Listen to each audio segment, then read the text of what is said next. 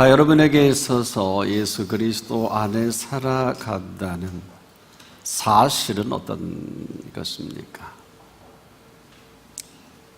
살면서 사실보다 중요한 것은 없어요. 요즘에 그 팩트라는 단어를 참 많이 쓰고 있는데요.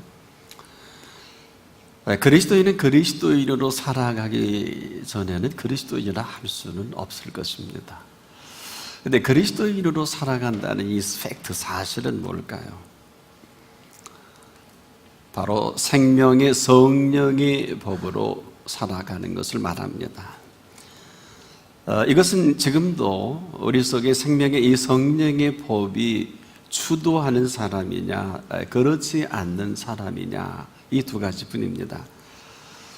이것은 그리스도 안에서도 너무 확연하게 나뉘어지는 거죠. 분리하는 게 아니라 이렇게 살아가는 사람은 이렇게 살아가는 삶을 살아갈 것이고, 이렇게 살아가지 못하면 살아가지 못하는 아픔과 어려움과 애씀과 힘듦이 있어요.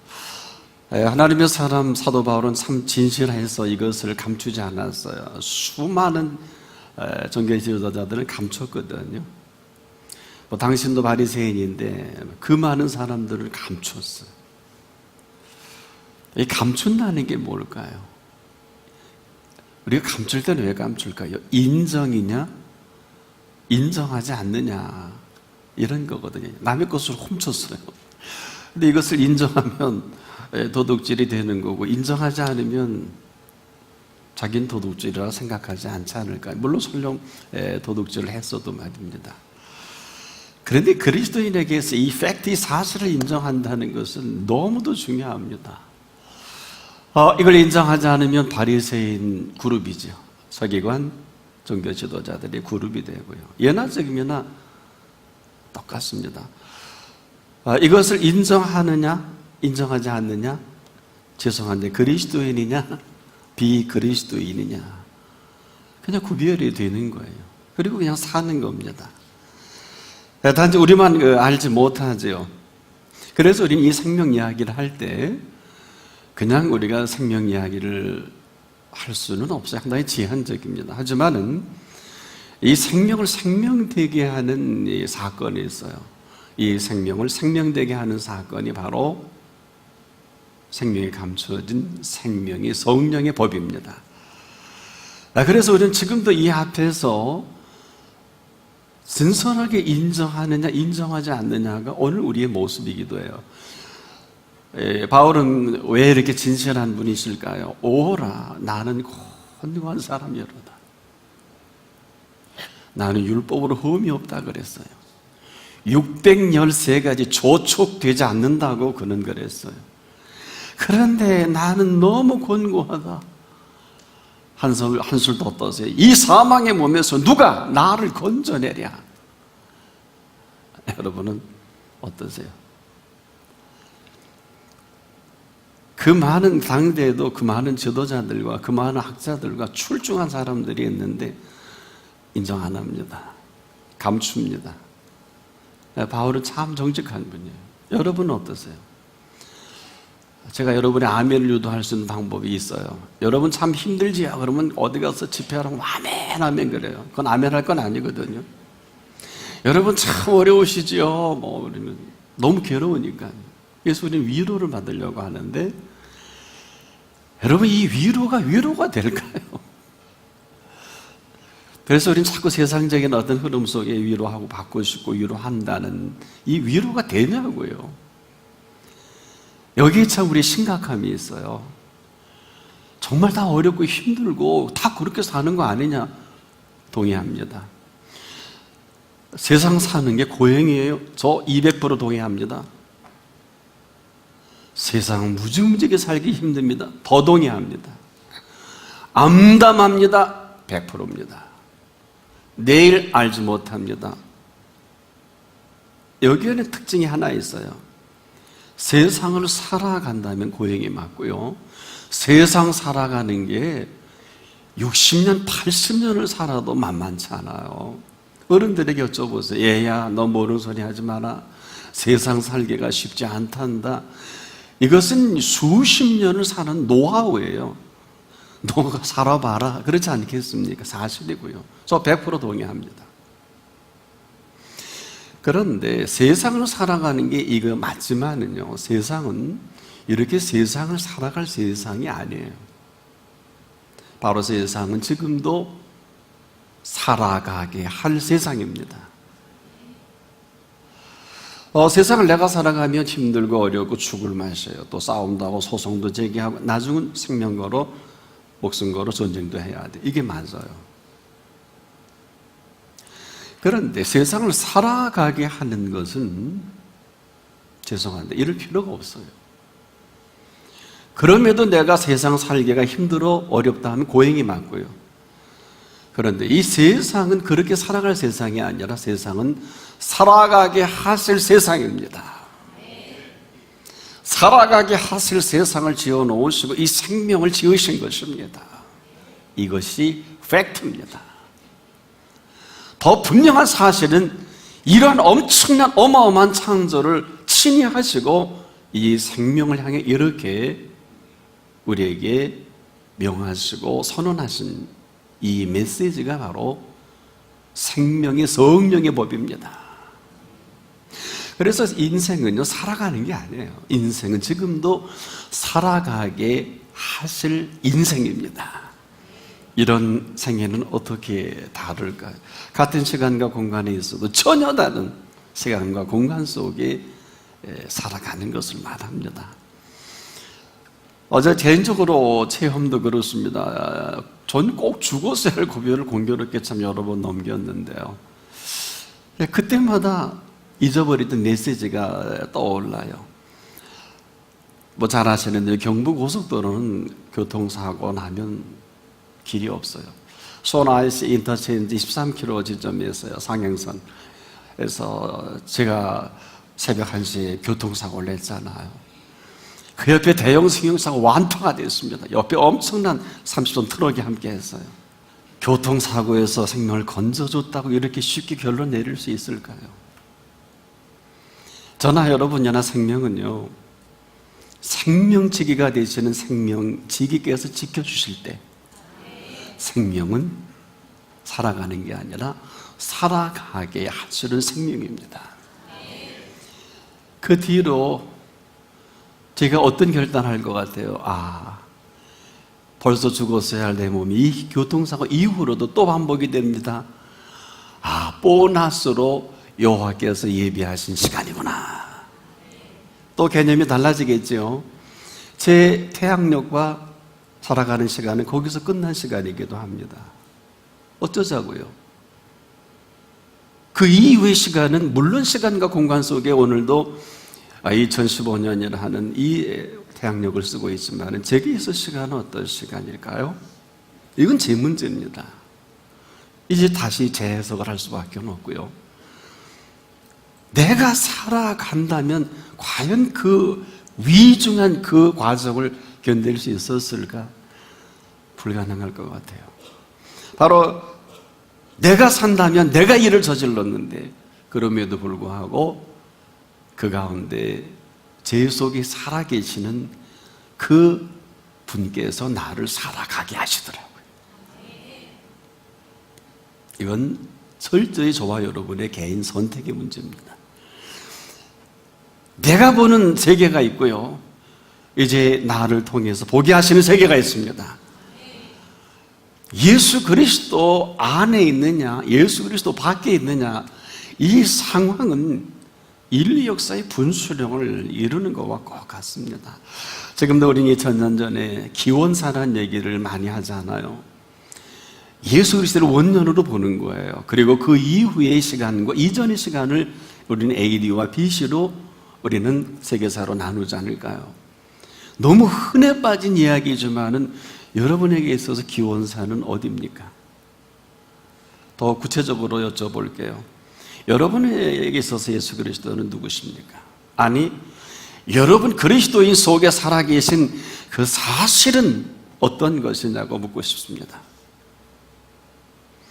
지금도 여러분 어려워요. 무지무지하게 힘들어요.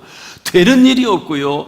정말 경제는, 그리고 정치는, 세계적인 이 정세는 뭐 코앞에 있는 일본도 지금 우리 가까이 있는 해군 기지에서 올 수 없을 정도로 지금 독도를 중심으로 모든 전력을 다 쏟아붓고 있잖아요. 무슨 짓을 하려고. 도무지 좌불안석이에요.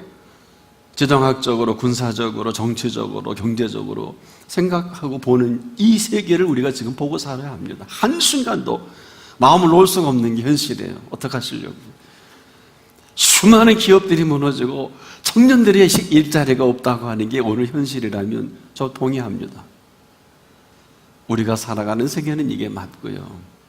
그럼에도 이 가운데 살아계신 하나님이 살아계시다는 게 얼마나 고마운지 모르겠어요. 여러분, 하나님이 살아계신 게 감격적이고 감동적이지 않습니까? 아니, 살아계신 하나님이 살아계시는 게 얼마나 고맙습니까? 이렇게 우리가 녹이 나갔어요. 제일 먼저 여쭤볼 때 아멘이 나왔어야 돼요. 보세요. 그리스도인에게 있어서 예수 그리스도가 살아계신 것보다 위대한 뉴스가 어디 있을까요? 위대한 일이 어디 있을까요? 이 팩트, 사실입니다. 그런데 이분께서는 상징적으로만 예수 그리스도 안에 살아가는 것이 아니라 우리에게 생명이 성령의 법으로 주도하신다는 것입니다.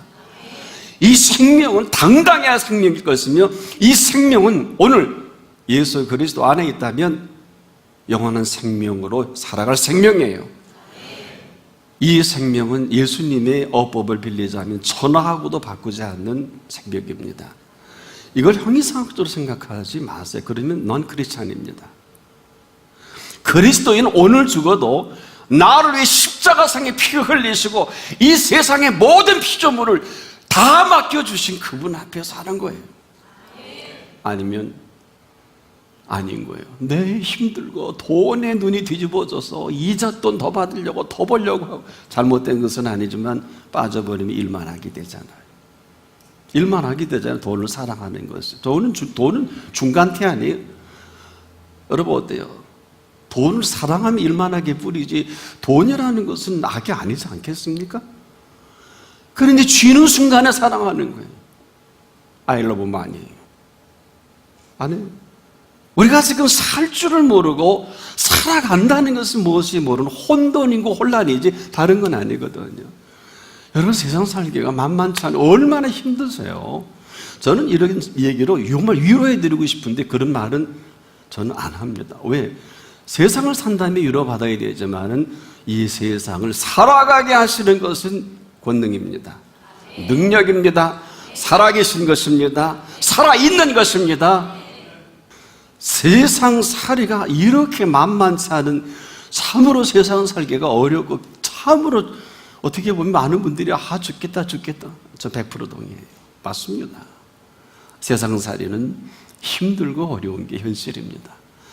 그럼에도 불구하고 세상을 살아가게 하시는, 살아가는 삶이 있어요. 이 모든 것을 주도하시는 실세가 생명의 성령의 법입니다. 생명의 성령의 법이에요. 예수님이 승천하시기 전에 요한복음 14장을 보면 이렇게 성령을 또 한 부분을 설명해 주셨어요. 파라클레토스라는 설명을 해 주셨어요. 보혜사입니다. 직역을 하면 얘는 곁에 계셔서 항상 우리를 돕는 분, 이렇게 되어 있는데요. 성령님은 곁에 계셔서 돕기만 하실까요? 친히 예수님은 너희가 내 안에 내가 너희 안에 있으면 이 사람은 과실을 많이 맺나니 나는 포도나무여 너희는 가지라고 하신 실세와 사실이 뭘까요? 거기에다 하나님 아버지는 농부시라 그랬는데, 포도나무에 여러분 아름다운 포도송이를 열매를 맺어가는 게 나무에 열매가 맺습니까? 가지 열매가 맺습니까? 가지는 붙어 있기만 하면 되는 거예요. 이보다 쉬운 상천하지, 이보다 위대한 원리가 어디 있어요? 나무가 아니, 나무는 진액을 빨아들이고 공급을 해야지만 가지는 나무가 공급해 주는 거, 비가 오면 비 맞고 햇빛 비치면 빛 맞고 쏙 빨아만 먹어요. 그리고 열매를 맺는 거 아니에요? 그래서 저 같은 목사가 홀딱 따먹나 봐요. 맛있지 않아요? 열매가 가지에 맺혀지는 이 놀라운 상천하지의 생명의 원리를 우리에게 설명해 주신 것은 포도나무가 아닐 거예요. 우리가 상당히 죄송한데 너무 교만해요. 교만이 뭘 것 같아요?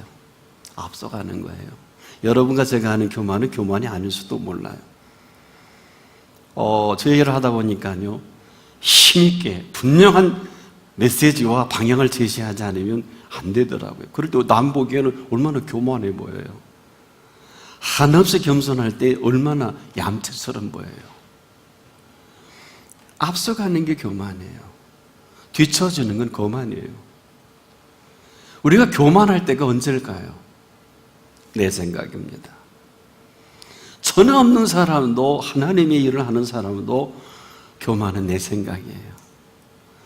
그래서 이사야에게 그랬잖아요. 내 생각은 네 생각과 다르고 내 길은 네 길과 달라서 하늘이 땅보다 높음 같이 내 생각은 네 생각보다 다르고 내 길은 네 길보다 다르니라. 같이 가는 게 아니에요. 생명의 성령의 법은 지금도 하나님의 생각입니다. 이것으로 오늘 살아가는 세상이 아니라 살아가게 하실 오늘입니다. 이 법이 아니면 여전히 우리는 세상을 살아가다가 이렇게 힘들고 어렵고 혼란스럽고 여러분 사업을 망한다고 하지 마세요. 이건 내 생각이에요. 여러분이 그 자리에 그렇게 투자해서 그런 업종을 하면 잘 될 줄 알았던 게 내 생각이지. 하나님 핑계 대지 마세요. 하나님은요 실패하는 일이 없어요. 이거 분명하게 하셔야 돼요. 하나님 우습게 보시면 안 됩니다. 많은 분들은 그래요. 하나님의 뜻대로 살아도 그럴 수가 있지. 그것도 동의하는데 뜻대로 살다가 내 멋대로 한 거예요. 혹시 여러분 하나님 앞에 약속한 거 안 한다든지 오픈까지 하나님의 인도와 역사와 창업을 했는데 그 다음부터 하나님의 인도를 받기를 거부하고 수입이 좀 되고 잘 들어오니까 내가 챙기고 내 저금 통장에 넣고 내가 하고 싶은 대로 쓰면 하나님 한 번은 속아줄 거예요. 한 번은 속아줄 거예요. 두 번 합석했어요. 왜? 지금 딴짓하고 있는데. 이래서 하나님의 이름으로 오프닝해도 망하는 경우, 단절되는 경우는 많이 봤어요. 본인만 몰라요. 생명의 성령의 법은 지금도 살아있는 법입니다. 이 생명의 성령의 법은 지금도 그리스도인들의 사실, 오늘 그리스도인들이 그리스도인답게 살아가기를 원하는 근원이 됩니다. 근거가 되기도 합니다. 이 사실이 우리에게 없으면 아무리 그리스도 아닌 목회자라 할지라도 아무리 훌륭한 성도라 할지라도 살아갈 수가 없어요. 왜? 염려 근심이 떠나지 않아요. 혹자는 여러분 어때요? 나는 그리스도인입니다. 나는 염려 없고 나는 성령이 충만합니다. 점검 말씀 바로 메타가 뭔 줄 아세요? 세 가지만 제시해 드릴게요. 혹시 근심합니까? 근심은 그대로 열매로 맺혀지 염려와 걱정입니다. 죄송한데 이 자리에 염려 걱정이 없는 분 한 분도 안 계실 거예요. 저도 합니다. 저는 오래 가지 않습니다. 저는 근심과 염려와 걱정이 있을 때 그대로 거기서 기도합니다. 하나님 용서해 주십시오. 제가 또 근심했습니다. 근데 여러분은 더 하시면 더 하지 덜 하지 않으실 거예요. 세상에 근심, 염려, 걱정 없는 분이 어디 있어요? 그렇지 않을까요? 그러나 이 근심과 염려와 걱정에 대한 내 태도입니다. 내 자세입니다. 분명히 이렇게 말씀하셨어요. 아무것도 염려하지 말고 오직 기도와 간구로 너희가 구할 것이 있다면 감사함으로 그분께 아뢰라. 그리하면 가정법이에요. 언제나 삶의 현장은 가정법이에요. 투자를 하면 망하든 흥하든 결과가 나타나고 병이 들어서는 주사를 맞든지 링거를 맞든지 선생님이 처방을 받으면 그 결과가 나타날 것이고 가정법이에요. 우리는 안 했잖아요. 바쁜 핑계로 지금 뭐 시험 봐야죠. 또 이거 서류 올려야죠. 기한해야죠. 투자해야죠. 현장 가봐야죠. 나만 바쁜 거예요. 가서 뭐 하게? 망하는 현장 가서 뭐 하려고요? 시험 붙지도 못하는 공부 언제까지 하실라고? 사업해도 그렇게 망하는 사업 언제까지 고집 피고 하실래요? 한번 생각해 보자고요. 그래서 여러분 이 와중에도요 하나님이 살아계신 게 얼마나 고마운지 모르겠어요.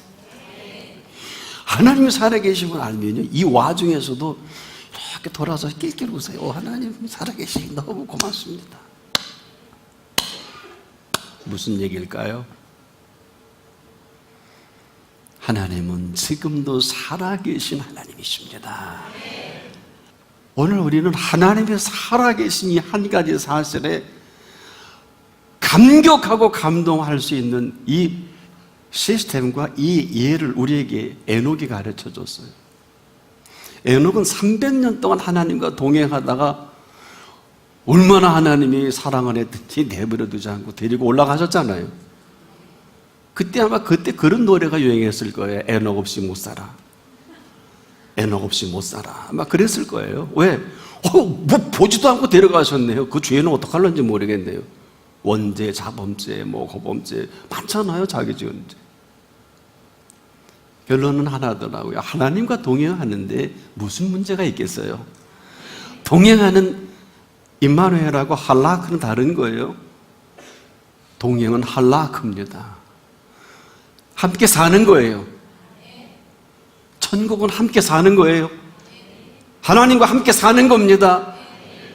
오늘도 마찬가지. 저는 제가 한 메시지를 여러분이 다 정말 응답하기를 원하지만 설령 그렇지 않다 할지라도 한 분만 응답한다 할지라도 그분은 오늘부터 생명의 성령의 법으로 통치하는 삶을 살아가게 될 것입니다.